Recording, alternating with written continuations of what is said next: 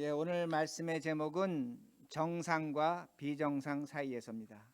정상과 비정상, 즉 노멀과 에브노멀 사이에서 우리가 어떻게 살 것인가입니다.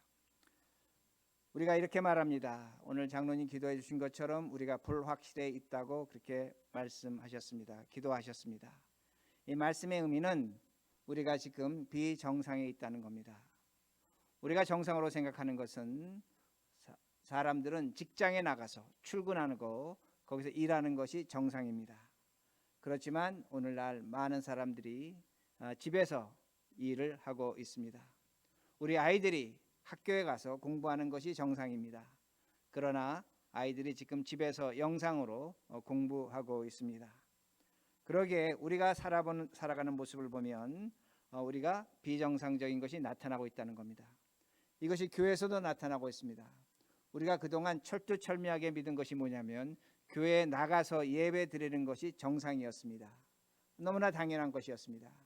그러나 지금은 비정상이 됐기 때문에 우리가 교회에서 예배 드리지 못하고 집에서 예배 드리는 분들도 있다는 것을 우리가 알 수 있습니다. 그럼 정상이라는 건 무엇인가입니다. 정상이라는 것은 어떤 정해진 패턴이 있습니다. 약속이 있습니다. 그 패턴과 약속에 따라서 행동하는 것을 우리는 정상이라고 그렇게 말합니다. 비정상이라는 것은 그 정해진 약속과 그 패턴이 파괴되는 것입니다. 그때 비정상이 나타날 수밖에 없습니다. 그러기에 세상은 이렇게 정상으로 생각했던 것이 비정상이 됐기 때문에 오늘날 우리가 귀에 못이 박히도록 듣는 것이 뭐냐면 새로운 정상이 찾아온다는 겁니다. 뉴노멀이 찾아온다는 겁니다. 그러니까 정상이 파괴되고 비정상으로 됐는데 이제 우리에게 뉴노멀, 즉 새로운 정상이 찾아온다고 그렇게 말합니다. 우리가 새로운 정상에 대해서 이해가 있어야 됩니다. 그 새로운 정상에서 우리가 어떻게 살아야 될 건가, 하나님 말씀으로 새로운 정상은 무엇을 얘기하는 것이고 우리가 그걸 어떻게 받아들여야 될지를 우리가 깊이 생각해 봐야 합니다. 그러기에 오늘 본문 21절에 이렇게 말씀이 나옵니다. 21절을 제가 했습니다. 믿음으로 야곱은 죽을 때에 요셉의 각 아들에게 축복하고 그 지팡이 머리에 의지하여 경배하였으며. 여러분, 아주 짧은 한 구절의 말씀이 됩니다. 그러나 히브리서에서 이 말씀은 야곱의 일생을 총정리한 것입니다. 저는 그렇게 성경을 해석합니다. 그런데 이 말씀의 배경은 뭐냐면 창세기 48장에 근거하는 말씀이 됩니다. 어떤 내용이 되냐면 야곱이 죽기 직전에 앞을 보지 못했습니다. 앞을 보지 못할 때에 요셉이 자신에게 두 아들이 있었는데 큰 아들의 이름은 므낫세고 둘째 아들의 이름은 에브라임이었습니다. 그 두 아들이 야곱에게 축복받기를 원했습니다. 그러게 그 두 아들을 데리고 나온 겁니다. 그런데 축복을 한다면, 정상적으로 축복한다면 오른손으로 큰 아들을 축복해야 됩니다. 왼손으로 작은 아들을 축복해야 됩니다. 이것이 정상적인 축복이라는 겁니다. 그런데 지금 요셉이 두 아들을 데리고 나왔는데 야곱이 어떻게 축복하냐면 오른손으로 작은 아들을 축복합니다. 왼손으로 큰 아들을 축복합니다. 비정상이 된 겁니다. 그러니까 요셉이 아버지에게 항변을 합니다. 아버지, 지금 축복을 하고 있는데 잘못하고 있습니다. 팔이 바뀌었습니다. 정상적인 축복은 오른팔로 큰 아들을 축복해야 되고 왼팔로 작은 아들을 축복해야 됩니다. 라고 그렇게 말을 했습니다. 그때 야곱이 뭐라고 얘기하냐면 아들아, 나도 알고 있다. 나도 알고 있다. 그러나 하나님께서 지금 나에게 요구하는 것이 뭐냐면 오른손으로 작은 아들을 축복하고 왼손으로 큰 아들을 축복하라고 하신다. 하나님이 지금 비정상으로 축복하라고 그렇게 말씀하신다는 겁니다. 여기서 아주 중요한 것이 나옵니다. 어떠한 중요한 것이 나오냐면 우리가 정상이라고 하는 것이 하나님에게는 비정상이 될 수 있다는 겁니다. 우리가 비정상이라고 하는 것이 하나님께 정상이 될 수 있다는 겁니다. 우리가 생각하는 것과 하나님의 뜻이 반대할 수 있다는 겁니다. 이걸 성경이 우리에게 분명히 가르쳐 줍니다. 우린 이것이 맞다고 합니다. 그런데 하나님은 그것이 틀렸다고 합니다. 우리는 이것이 틀렸다고 하는데 하나님이 이것이 맞다고 말씀하시는 겁니다. 하나님과 우리가 반대가 될 수 있다는 것입니다. 근데 중요한 것은 뭐냐면 야곱이 이걸 찾아내고 있다는 겁니다. 야곱이 이걸 찾아나고 있다는 겁니다. 여러분, 제가 앞으로 계속 말씀드리겠지만 야곱은 부끄러운 사람입니다. 이름 그대로 속이는 자입니다. 다른 사람의 발목을 잡는 자입니다. 다른 사람 넘어뜨리게 하는 자입니다. 그런데 그가 어떻게 하나님의 뜻을 누구보다 정확히 알고 있는가입니다. 그러기에 21절 후반절에 뭐라고 말씀하냐면 이렇게 말씀합니다. 그 지팡이 머리에 의지하여 경배하였으며. 아주 중요한 말씀입니다. 야곱의 일생을 총정리하는 겁니다. 야곱이 자신이 갖고 있는 지팡이를 의지하면서 그 지팡이에 기대어서 하나님께 예배를 드렸다는 겁니다. 하나님께 경배를 드렸다는 겁니다. 야곱이 지팡이를 짚고 살아간다는 겁니다. 그것이 이것이 놀라운 것입니다. 왜 야곱은 지팡이를 짚을 수밖에 없는가입니다. 왜 그 지팡이를 의지하고 그 지팡이가 도대체 무엇이기에 그것을 붙잡고 하나님께 예배를 드리고 있는가입니다. 여러분, 나이 드신 분도 지팡이를 짚겠지만 사람이 지팡이를 짚는다는 것은 그가 비정상이라는 걸 의미합니다. 신체적으로 약해졌다는 겁니다. 신체적으로 지팡이를 짚지 않으면 걸을 수 없다는 겁니다. 불구라는 걸 의미합니다. 그러나 야곱이 지팡이를 갖고 있다는 것은 신체적인 것도 있지만 정신적인 겁니다. 영적으로 그가 지금 비정상이라는 겁니다. 이걸 성경이 우리에게 가르쳐 줍니다. 여러분, 성경을 보시면 야곱은 형 에서의 그 장자권을 죽 한 것으로 빼앗습니다. 그 야곱은 아버지의 이삭을 속여서 그 장자권을 가로챕니다. 이걸 알게 된 형 에서가 야곱을 죽이려고 합니다. 그때 삼촌 라반에게 도망갑니다. 삼촌 라반에게 도망갔는데 그 곳에 가서 한 야곱의 짓이 뭐냐면 삼촌 라반을 속입니다. 삼촌 라반도 속다 보니까 야곱을 또 속입니다. 속고 속이는 인생을 산 것입니다. 여러분, 야곱이 가장 사랑한 아들이 요셉입니다. 그런데 그 요셉이 어떻게 됩니까? 그 형제들의 시기의 질투에 의해서 애굽의 노예로 팔려갑니다. 자식들이 아버지를 평생 속입니다. 요셉이 죽었다고 속입니다. 그러게 요셉은 그 속임의 고통을 받고 평생을 고통스럽게 살아갑니다. 여러분, 요셉의 삶은 그 이름대로 속임과 속임을 당하는 자입니다. 거짓의 사람입니다. 야곱은 비정상이라는 겁니다. 정상의 사람이 아니라는 겁니다. 그런데 우리가 성경을 보면 한 가지 보여주는 것이 있습니다. 그 야곱이 야복강에서 천사와 씨름을 합니다. 하나님의 천사와 씨름을 합니다. 근데 씨름을 시작하자마자 하나님의 천사가 야곱의 그 대퇴부 뼈를 부셔뜨립니다. 정강이 뼈를 부셔뜨립니다. 성경은 그 이후로 그가 절룩거렸다고 합니다. 왜 그가 하나님의 천사와 씨름하면서 천사가 그 대퇴부 뼈를 쳤는가입니다. 씨름 위기에서 쳤다? 그가 아닙니다. 하나님이 천사를 통해서 말씀하시는 겁니다. 너는 비정상이라는 겁니다. 너는 거짓말하는 사람이라는 겁니다. 너는 악인이라는 겁니다. 그러기에 하나님의 벌을 받을 수밖에 없습니다. 그러기에 그는 절룩거릴 수밖에 없습니다. 지팡이를 사용할 수밖에 없다는 겁니다. 이게 바로 야곱의 모습입니다. 오늘 우리 모습이 과연 어떤 거인가? 오늘 우리가 야곱과 다른가입니다. 우리도 절룩거리고 있습니다. 코로나 바이러스로 인해서 우리 모든 것이 무너졌습니다. 성한 것이 없습니다. 여러분의 가정이든 직장이든 사업이든 뭐가 성합니까? 모든 것이 절룩거립니다. 무엇 때문에 이렇게 되는가입니다. 우리는 코로나 바이러스 때문에 그렇게 됐다고 얘기합니다. 아닙니다. 우리가 비정상이라는 겁니다. 우리가 비정상이기에 이 코로나, 이 어려운 걸 해결할 능력이 없다는 겁니다. 그러니까 망연자실한 겁니다. 세균 앞에서 우리가 비정상으로 살아왔기 때문에 그 세균을 이기지 못한다는 겁니다. 그런데 세상은 뭐라고 얘기합니까? 이 비정상 다음에 새로운 정상이 찾아온다는 겁니다. 뉴 노멀이 찾아온다고 합니다. 뉴 노멀이 찾아온다고 합니다. 여러분, 뉴 노멀입니다. 새로운 정상입니다.